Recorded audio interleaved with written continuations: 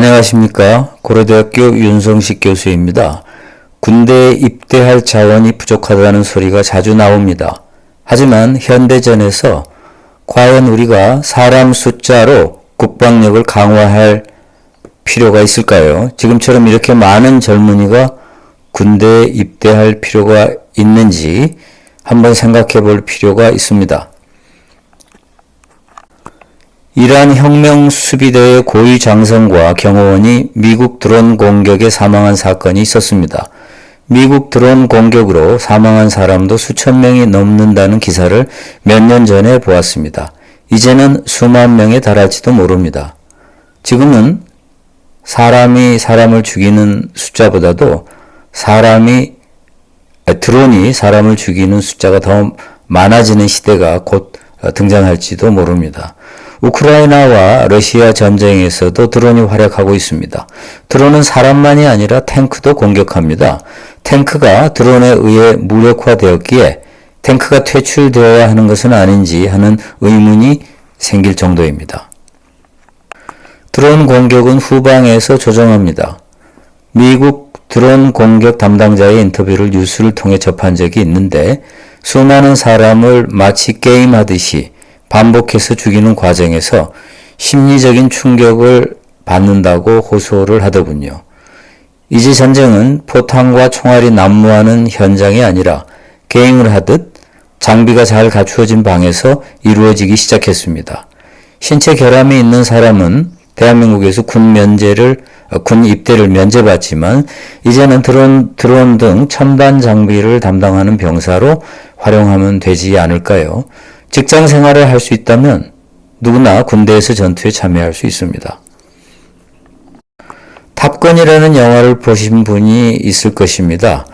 미국 조종사에 관한 영화입니다. 톰 크루즈가 주연해서 아주 인기 있었던 영화입니다. 최근 뉴스에 의하면 인간 조종사가 AI와의 모의 전투에서 전패했다고 합니다. 그뿐만이 아닙니다. 해군 함정도 무인 함정이 개발되고 있습니다. 자율주행차처럼 자율군함이 등장하는 것입니다. 이제 사람이 비행기와 배를 타고 하는 전쟁은 과거의 이야기가 될지도 모릅니다. 물론 여전히 사람의 보안이 필요하겠지만 지금처럼 많은 인원은 필요하지 않을 것입니다. 중국은 드론에 AI를 장착해서 전투기와 싸우는 훈련을 시켰는데 전투기를 이길 수 있는 AI를 개발했다고 합니다. 이젠 전투기에 AI를 장착하는 것도 가능하지만 드론에 AI를 장착해서 전투기와 싸울 수 있습니다. 결국 누구의 AI가 더 우수한가에 달려 있겠지요. 전쟁 영화를 보면 척후병을 보내 적군의 동태를 파악하는 일은 아주 위험하고 용기를 필요로 하는 일입니다. 지금은 눈에 잘 보이지도 않는 소형 로봇을 보내서 척후 임무를 수행할 수 있습니다.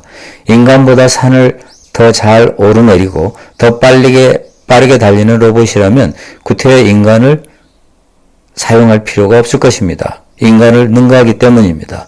군인이 몇 명인가가 중요한 게 아니라 전투 능력을 갖춘 로봇이 몇 개가 더 있는가가 중요한 시대에 진입했습니다. 우리나라 군 입대 자원이 부족하다는 소리를 최근 자주 듣습니다. 말하자면 장병이 부족하다는 것입니다. 입대 인력이 부족하다고 전문 연구 요원을 줄이겠다는 국방부의 방침이 몇 년 전에 발표돼서 논란이 일었던 적이 있습니다. 줄이는 게 아니라 폐지를 있었는데 지금은 아마 인원 축소로 끝났을 것입니다. 반발이 너무 많았던 때문이 아닌가 싶습니다. 전문 연구요원이란 논산훈련소에서 기초훈련만 끝내면 군복무 대신 산업체나 대학원 박사과정에서 3년간 대체 근무할 수 있도록 하는 제도입니다. 대한민국 군대는 이제 신체 결함이 있다고 군 입대를 면제하는 제도는 중단해야 합니다. 드론과 로봇이 하는 전쟁의 시대에 드론과 로봇을 조종할 수 있으면 신체 결함이 있어도 충분히 군복무를 할 수 있습니다. 자율주행 전투기와 함정도 마치 게임하듯이 조정할 수 있는 시대가 됩니다. 과연 대한민국의 국방정책이 이러한 현실을 충분히 반영하고 있는지 의문입니다. 입대 인력을 줄이면 직업군인의 숫자도 줄여야 하는 고통을 감내해야 합니다.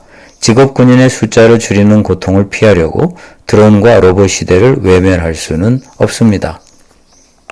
저는 고려대학교 윤성식 교수입니다. 구독해 주셔서 감사합니다.